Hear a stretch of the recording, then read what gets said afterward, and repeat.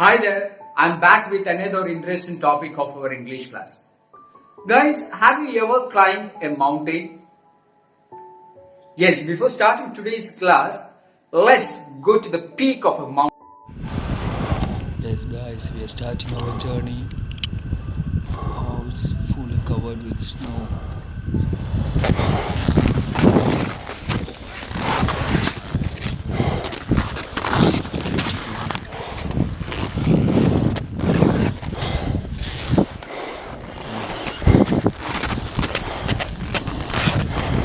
Sight it is. It's so beautiful, right? Wow. Oh, amazing.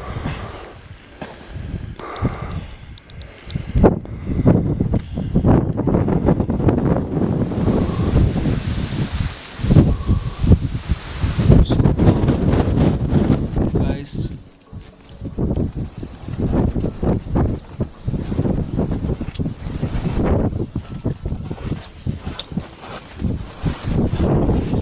it's fully covered with snow.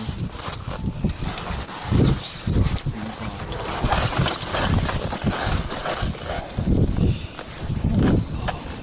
This is really adventurous.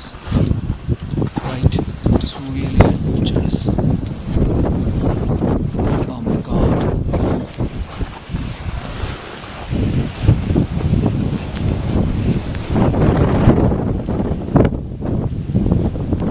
Wow. Look how nice it is. If you want to try it, Mo and Topka and I might be able to climb past you. I can go over this way. Yeah, give yourself like lay your center down about one more foot, step left, and we can climb right past you. You'll get the shot you want. Oh my god. So we need to climb together.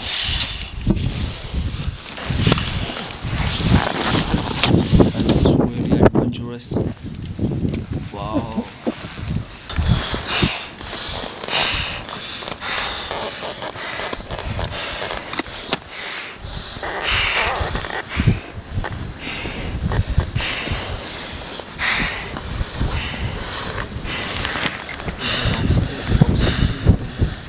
We can't climb.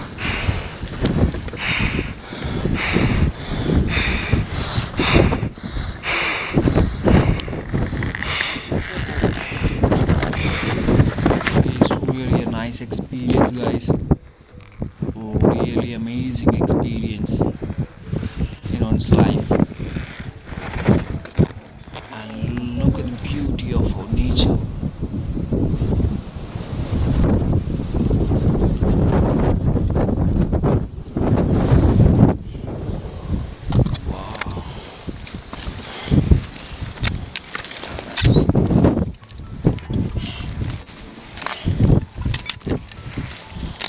Wow. Guys, we reached the summit, the peak of the mountain, and look, some people leave their flags.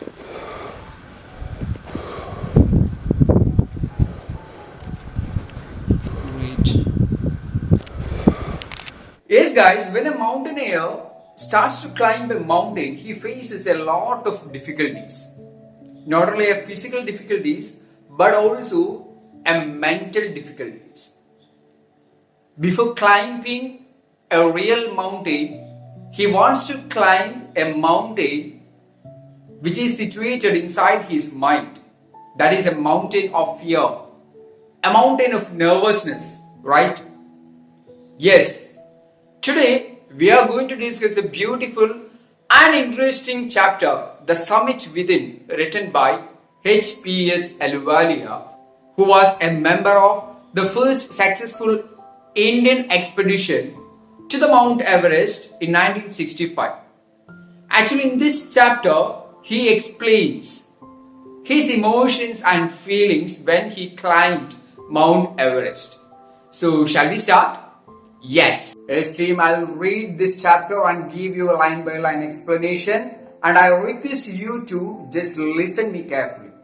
Yes, the summit within.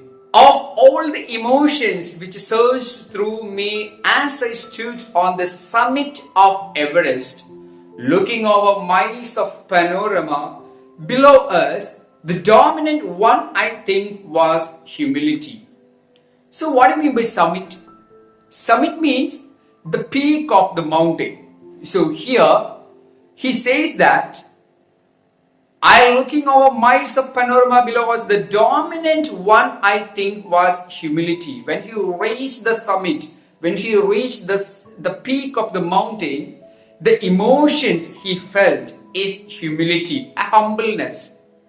The physical in me seemed to say, thank God, it's all over. When he reached there, he said, thank God. He conveyed his regards. He conveyed his sincere thanks to God. Thank God. Finally, I reached. However, instead of being jubilant, there was a tinge of sadness. Was it because I had already done the ultimate in climbing and there would be nothing higher to climb and all roads hereafter would lay down? Whenever he reached the summit, whenever he reached the peak of the mountain, he felt a mixed emotions. Not only the happiness, but also he felt sadness also. Why? Because he reached the supreme position, there was nothing to climb more. That's why he felt sad. Because he reached the ultimate position, ultimate. Then, by climbing the summit of Everest, you are overwhelmed by a deep sense of joy and thankfulness. By climbing the summit of Everest, you all know Everest is the highest peak in the world. Whenever you are climbing that Everest, you felt happy. You become very thankful. And deep sense of joy and thankfulness, it is a joy which lasts a lifetime. That joy will last long. It's a lifetime. It will last lifetime. The experience changes you completely. The man who has been to the mountains is never the same again. So he says that our H P S Ahluwalia says that experience changed the whole man, because it's a huge task. Climbing an Everest is a huge task. So that changed the human being. It will change. That's why he says like this: the man who has been to the mountains is never the same again. It will change. He says that. Then, as I look back at life after climbing Everest, I cannot help remarking about the other summit, the summit of the mind. No less formidable and no easier to climb. Yes, that's the point. I already told you before, a mountaineer, before climbing a real mountain, before climbing Everest, a mountaineer should climb a mountain which is situated inside his mind.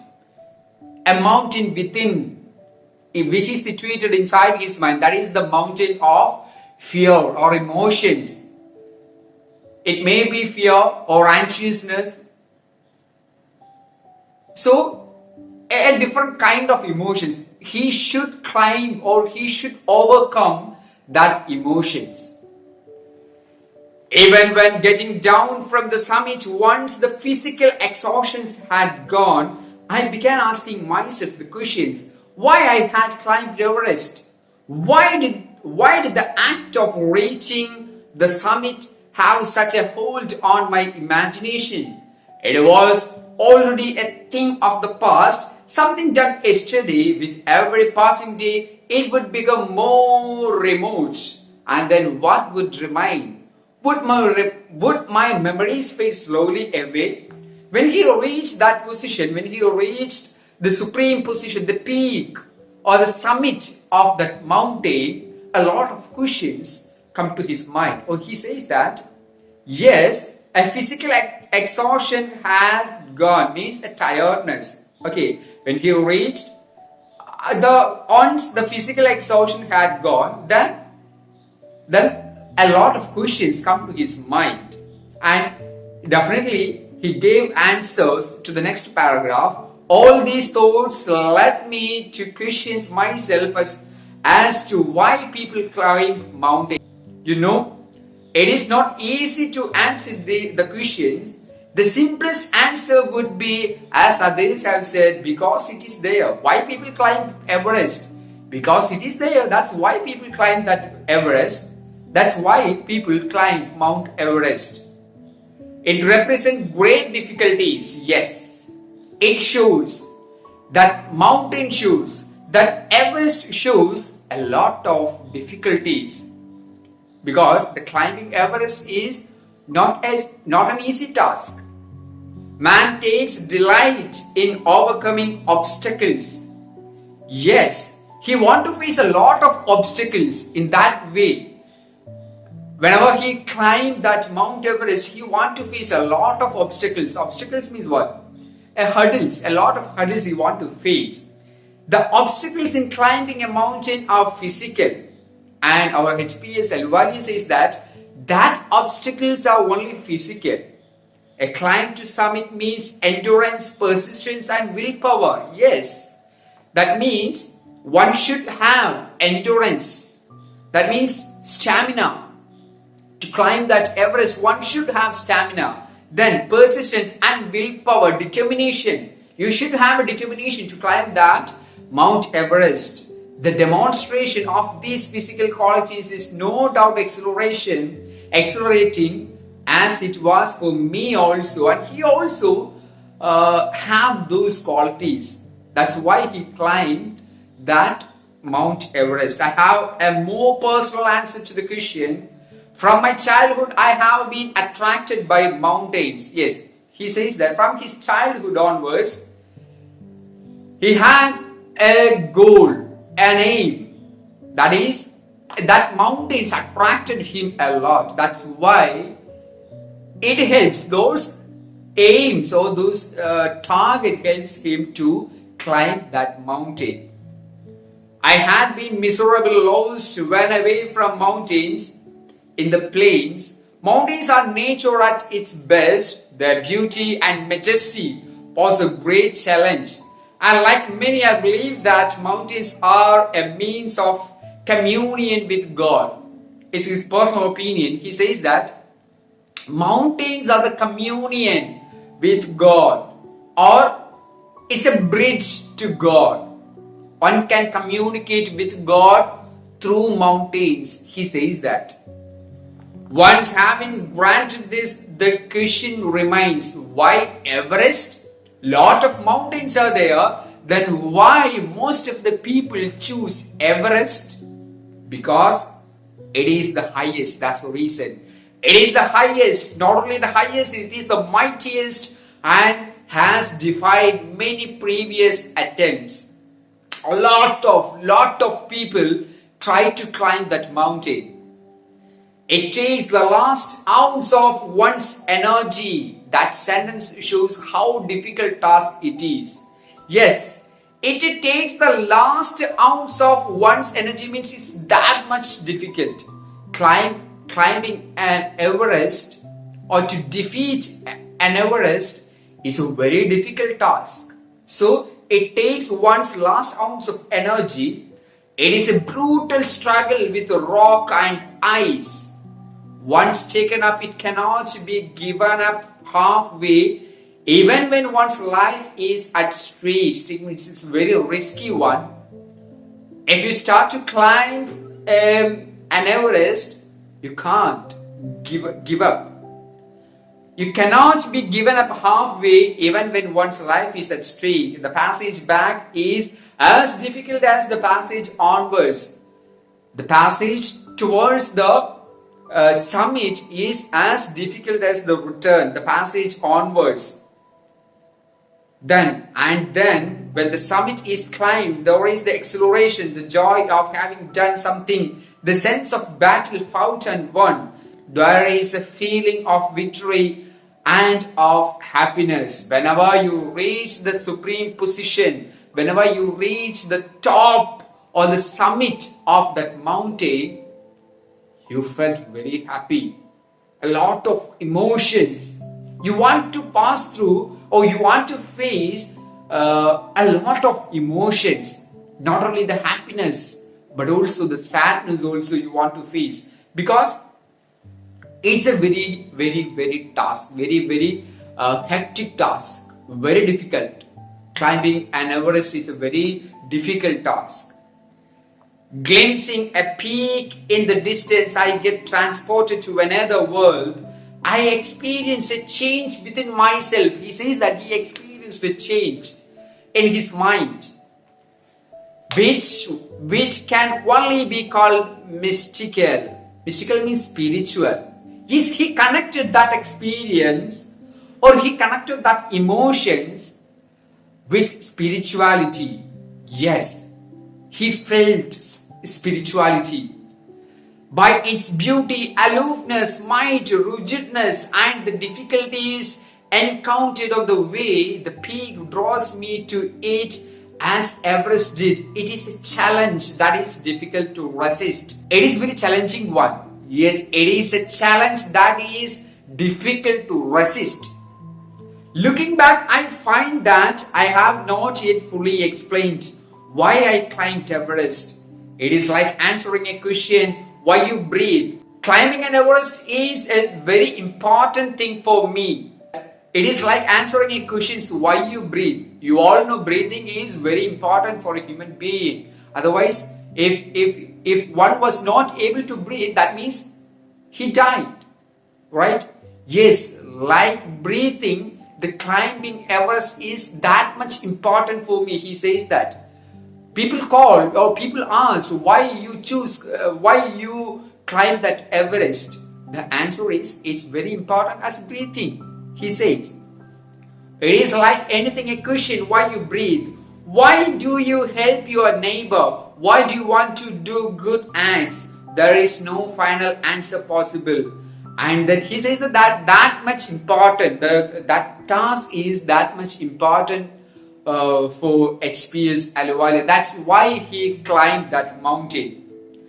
And then there is the fact that Everest is not just a physical climb. Yes, that's the point. He says that climbing Everest is, or climbing that mountain is not only a physical task. Before climbing that mountain, one should defeat, or one should climb the mountain which is situated in his mind. The man who has been to the mountain top becomes conscious in a special manner of his own smallness in this large universe. Whenever a man reached that position, the summit or the peak of that mountain, he realized how small the human being is. In this universe, he realized or he recognized how small the human being is, because he reached the supreme position. The physical conquest of a mountain is only one part of the achievement. Yes, the physical defeat. The physical defeat is the only one part of that achievement. There is more to it than that. It is followed by a sense of fulfillment. Satisfaction. It means satisfaction. And there is the satisfaction of a deep urge to rise above one's surroundings.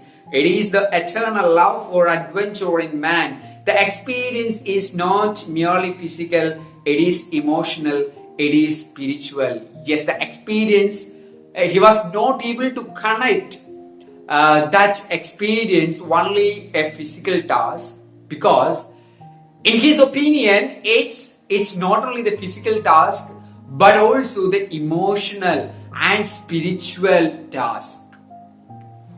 He connected that task with spirituality and equal importance. He gave equal importance to emotions. Consider a typical climb towards the summit on the last heights. You are sharing a rope with another climber. You form in. He cuts the steps in the hard ice, then he belays and you inch your way up. The climb is grim. You strain every nerve as you take every step. Famous climbers have left records of the help given by others. They have also recorded how they needed just that help, else they might have given up. Breathing is difficult. You curse yourself for having let yourself in for this.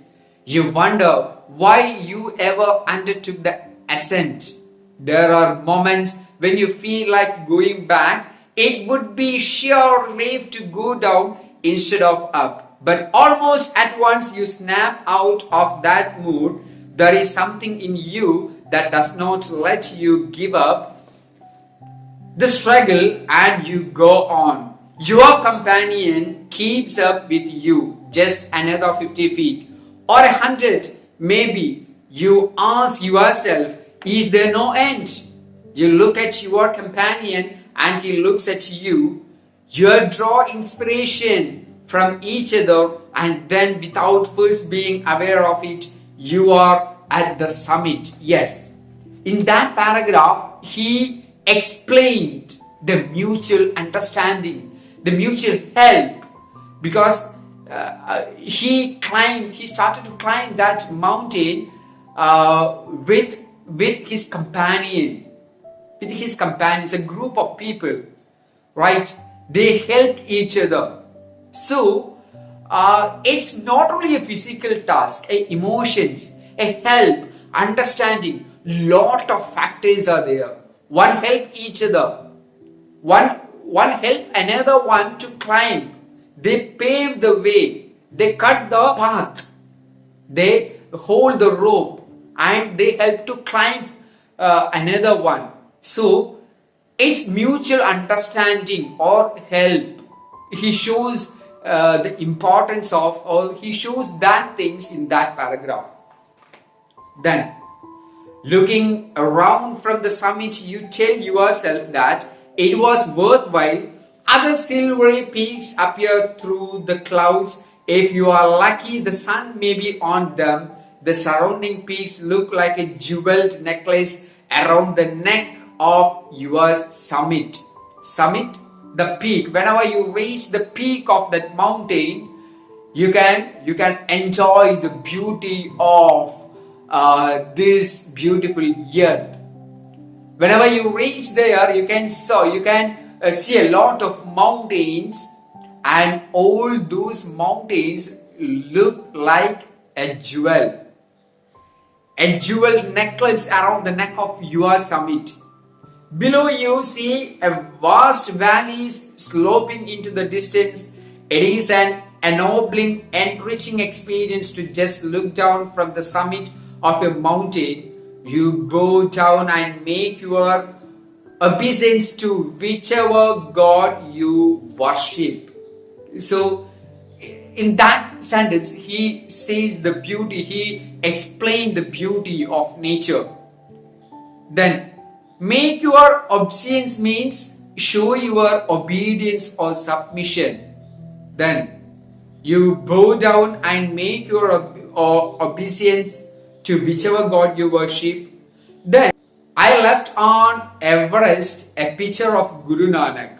Whenever he reached that position, or whenever he reached the top, he left a picture of Guru Nanak, and his friend Rawat left a picture of goddess Durga. Fu Doji left a relic of the Buddha, and Edmund Hillary had buried a cross under a cairn, a heap of rocks and stones in the snow. These are not symbols of conquest but of reverence. And they left all these things in that summit. And he says that these are not symbols of conquest. Okay, they did not place all those things for the symbol of conquest, but of reverence. The experience of having climbed to the summit changes you completely. He again and again says that it is a huge task. The climbing Everest is a huge task, and he says that it will change you completely. That experience, that task, that difficulties, that struggles change a man. Or it will change a human being completely. The experience of having climbed to the summit changes you completely. There is another summit, it is within yourself. That is, it helps you to defeat the mountain or the summit which is situated inside your mind. It is in your own mind. Each man carries within himself his own mountain peak. He must climb it to reach to a fuller knowledge of himself. It is fearful and unscalable. It cannot be climbed by anyone else. You yourself have to do it. The mountain which is situated inside your mind, you should climb in your own. You yourself have to do it. The physical act of climbing to the summit of a mountain outside is kin to the act of climbing the mountain within. The effects of both the climbs are the same. And he says that the climbing Mount Everest is as important as the climbing mountains which is situated inside your mind. The effects of both the climbs are the same. Whether the mountain you climb is physical or emotional and spiritual, the climb will certainly change you. It teaches you much about the world and about yourself. Yes, that's the point. He says that it will completely change you. It helps you to realize yourself. That task, that difficulties will teach you how simple you are. It helps to realize yourself. It teaches you much about the world and about yourself. I venture to think that my experience as an Everester has provided me with the inspiration to face life's ordeals resolutely. Yes, he says that as an Everester has provided me, that experiences provide me to defeat the obstacles in my life. Because I faced a lot of obstacles while climbing that Mount Everest. I faced a lot of difficulties. That experience helped me to defeat the problems in my life. Face life's ordeals resolutely. Climbing the mountain was a worthwhile experience. The conquest of the internal summit is equally worthwhile. The internal summits are perhaps higher than Everest. Yes, the last point, he says that the internal summit is more important than Everest. One can, if one tried, one can easily climb the Mount Everest, but the summit which is situated inside your mind is a mixture of emotion, anxiousness, sad, happy, a lot of different kind of emotions.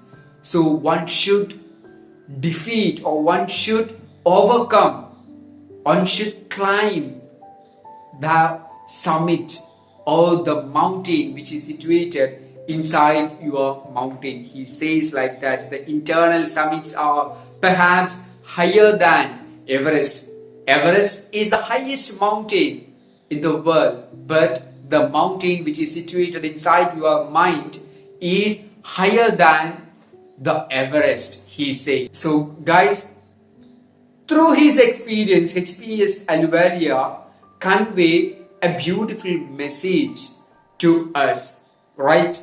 Yes, one should control, or one should try to overcome the emotions. So guys, I hope you all understood this chapter, the summit within. So I request you to read the chapter thoroughly. So thank you guys. See you in the next class.